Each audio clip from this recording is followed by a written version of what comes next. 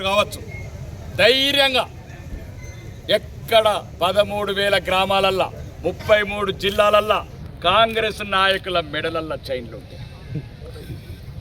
ధైర్యంగా తీసుకెళ్ళండి, నేను వస్తా. నా దగ్గరికి రండి, కేసులు పెడితే పోలీసులు.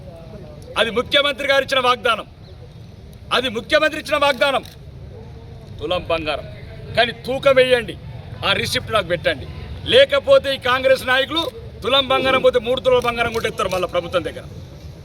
ఇప్పటి నుంచి ఇదే కాదు, ప్రతిదానికి లెక్క కడుతున్నాం. ఇంకా చివరిగా చెప్తున్నా, రే ముట్టడి వేయాలనుకుంటే 119 నియోజకవర్గాలలో ఒక్క కాంగ్రెస్ నాయకుడు ముట్టడి చేయాలనుకుంటే భారతీయ జనతా పార్టీ సైనికులు, తెలంగాణలో నిరుద్యోగ యువత, తెలంగాణలో విద్యార్థులు, తెలంగాణలో మహిళలు, తెలంగాణలో అత్తలు, తెలంగాణలో కోడళ్ళు అందరూ తిరగబడతారు. ఆటో డ్రైవర్లతో సహా, కౌలు రైతులతో సహా ప్రతిదాన్ని ప్రశ్నిస్తాం.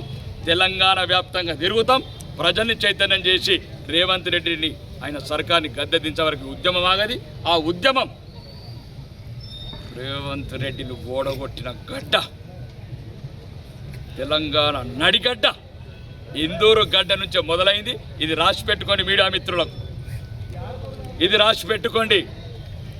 2029 నాడు ఆ ప్రభుత్వాన్ని ప్రజాస్వామ్యయుతంగా గద్దెదించి తెలంగాణలో బీజేపీ, భారతీయ జనతా పార్టీని ఈ కార్యకర్తల కష్టాలతో, కన్నీళ్లతో, వాళ్ళ చెమట చుక్కలతో వెస్ట్ బెంగాల్ స్ఫూర్తి